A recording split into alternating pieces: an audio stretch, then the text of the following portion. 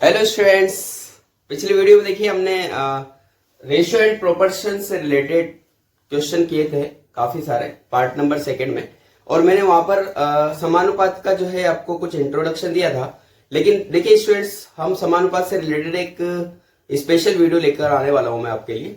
तो अभी देखिए और भी हम नेक्स्ट टाइप करेंगे अनुपात समानुपात के। तो आज हम क्षेत्रमिति से संबंधित अनुपात पर आधारित प्रश्न करने वाले हैं। देखिए इस टाइप के क्वेश्चन कई बार एग्जाम में पूछे जाते हैं जबरदस्त तरीके से।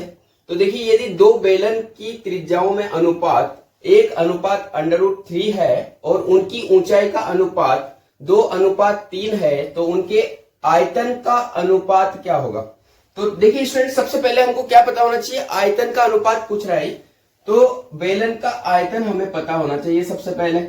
जिसको नहीं पता है देखिए मैं बता देता हूं बेलन का आयतन कैसे पता करते हैं।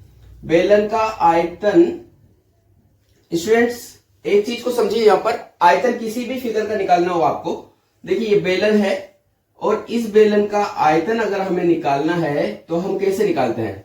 आयतन का फॉर्मूला हमेशा याद रखो आप, जिसका भी आयतन निकालना है आपको, तो आयतन निकालने का होता है आधार का क्षेत्रफल। जो भी आकृति आपको दी गई है उसके आधार का क्षेत्रफल, आधार का क्षेत्रफल इंटू ऊंचाई, इंटू ऊंचाई। तो देखिए स्टूडेंट्स, इसका आधार कैसा है, आधार इसका वृत्ताकार, कैसा है इसका आधार वृत्ताकार है। और वृत्त का जो क्षेत्रफल होता है, आधार का क्षेत्रफल लगाना है आपको, तो वृत्त का जो क्षेत्रफल होता है वो पाई आर स्क्वायर होता है और इंटू एच लगाना है, तो ये होता है पाई आर स्क्वायर एच। तो स्टूडेंट्स आपसे कहा गया है यहाँ पर कि यदि दो बेलन की त्रिज्याओं में अनुपात 1:√3 है और उनकी ऊंचाई का अनुपात 2:3 है, तो उनके आयतन का अनुपात बताओ।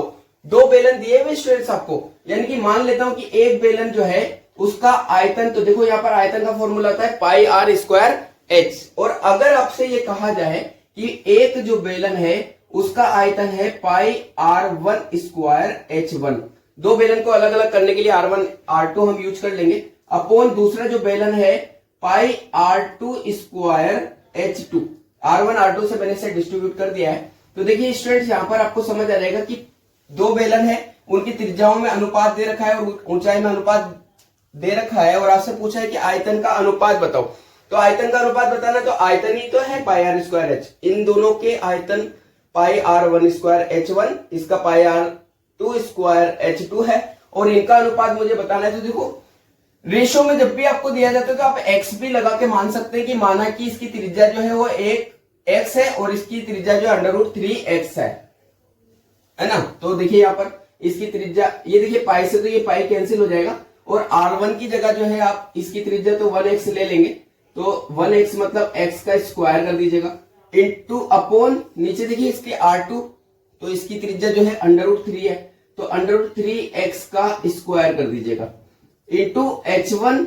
H1 देखिए यहाँ पर कितना है, अब देखिए यहाँ पर H1 जो है ऊंचाई का अनुपात, इसकी ऊंचाई तो है 2 और इसकी ऊंचाई है 3। देखिए तो अब इससे सोल्व आउट करने पर ये बनेगा आपका x स्क्वायर, और ये 2x स्क्वायर अपॉन √3 का स्क्वायर 3 हो गया, और ये x स्क्वायर और इंटू 3। तो देखिए स्टूडेंट्स यहाँ पर आपको पता चल जाएगा x स्क्वायर से x स्क्वायर कट हो रहा है, और ये जो है 2/3 यानी कि आंसर आ चुका है स्टूडेंट्स आपका 2:9।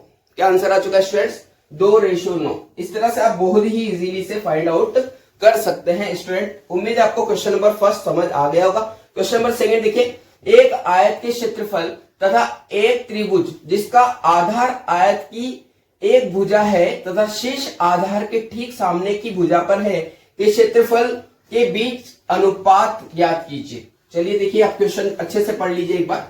इसमें लिखा हुआ है स्टूडेंट्स कि एक आयत है, उसके क्षेत्रफल तथा एक त्रिभुज है जिसका आधार आयत के एक भुजा है। तो देखिए मैं आयत बनाता हूं आपके लिए, यहाँ पर इस टाइप से आपसे बोला गया है कि ये एक आयत है, और यहां पर देखिए स्टूडेंट्स, अगर मैं जो है यहाँ पर इसके डायगोनल डाल देता हूं, तो डायगोनल डालने पर आपको देखिए ये जो कह रहा है कि एक आयत के क्षेत्रफल, आयत का क्षेत्रफल मतलब पूरा आयत है, इसका क्षेत्रफल तथा एक त्रिभुज जिसका आधार आयत की एक भुजा है। तो मान लो स्टूडेंट्स की ये त्रिभुज है आपका पूरा, ये त्रिभुज मान लेते हैं कि ये पूरा एक त्रिभुज है, और इस त्रिभुज का जो आधार है वो इस आयत की एक भुजा है कि नहीं है। बिल्कुल है भाई, ये वाला जो त्रिभुज आपका ये त्रिभुज आप मान लीजिए, इस त्रिभुज का आधार जो है आयत की एक भुजा बता रहा है ये, तो ये आयत की एक भुजा हुई, आयत की एक भुजा है तथा शीर्ष आधार के ठीक सामने की भुजा पर है। उसका शीर्ष देखो, ये शीर्ष यहां पर है तो इसकी ठीक एक भुजा पर है।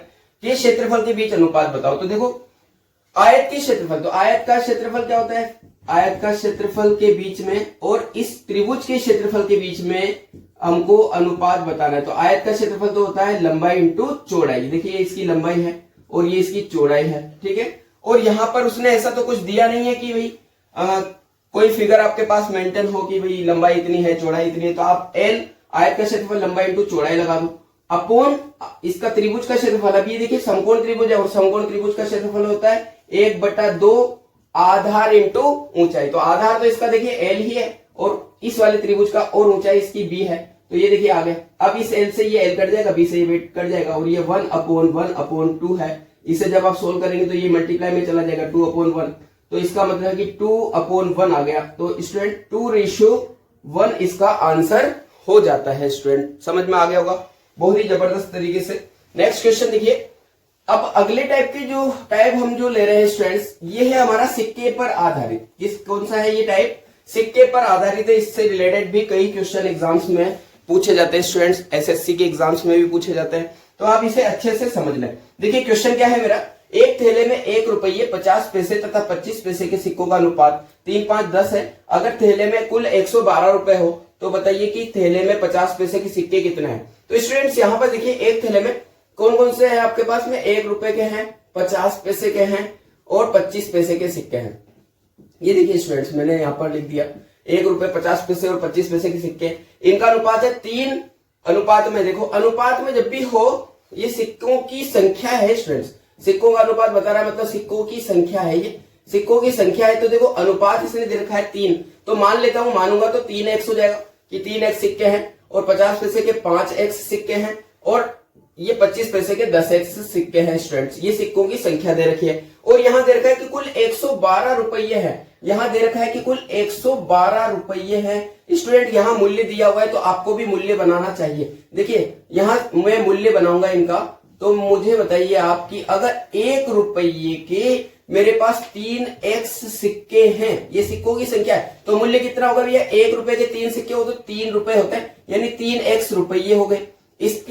इसके जो है देखो 50 पैसे के 5x सिक्के मेरे पास, 50 पैसे के अगर मेरे पास 5 सिक्के हो स्टूडेंट तो मेरे पास 2.50 रुपीज हो जाता है, यानी 5 सिक्कों का 2 रुपए 50 पैसे हो जाएंगे मेरे पास। तो ये मेरे पास ये x लगा दीजिए, x रुपए हो गए।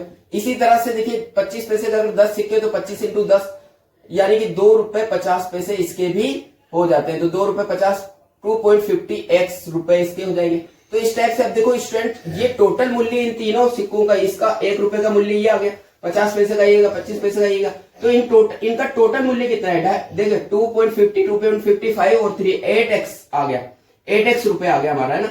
और 8x रुपए जो है ये किसके बराबर है स्टूडेंट, 112 रुपए के बराबर है, यानी कि 8। अगर आप अनुपात में भी लेते हैं, x नहीं लगाते हैं तो भी आप मान सकते हैं कि जो ये 8 है मेरा, ये 8 इसके बराबर है। तो 1 से मैं देखो 8 से भाग लगाऊंगा, 8 एकम 8, 3 8 चौ 32, यानी कि 14 रुपया, 14 आ गया मेरा, एक यूनिट की वैल्यू मेरी 14 आ गई। तो मुझे किसका निकालना है स्टूडेंट, इसने कहा है कि आप बताओ थैले में 50 पैसे के कितने सिक्के हैं। तो 50 पैसे के सिक्कों की संख्या देखो यहाँ पर 50 पैसे के 5x सिक्के हैं और मेरे जो यहाँ पर आया है स्टूडेंट x की वैल्यू, अगर आपने x लगाया तो x की वैल्यू निकालोगे तो 14 आ रहा है, यानी कि 1 यूनिट की वैल्यू अगर 14 आ रही है तो मेरी कितनी यूनिट है यहाँ पर, 5 यूनिट है। तो 5 यूनिट की वैल्यू मेरी 14 इंटू 5 यानी कि 70 सिक्के यहाँ पर है स्टूडेंट। बहुत ही आसान क्वेश्चन है, इसके बाद वाला क्वेश्चन भी सेम वैसा ही है स्टूडेंट्स, आप कर सकते हैं।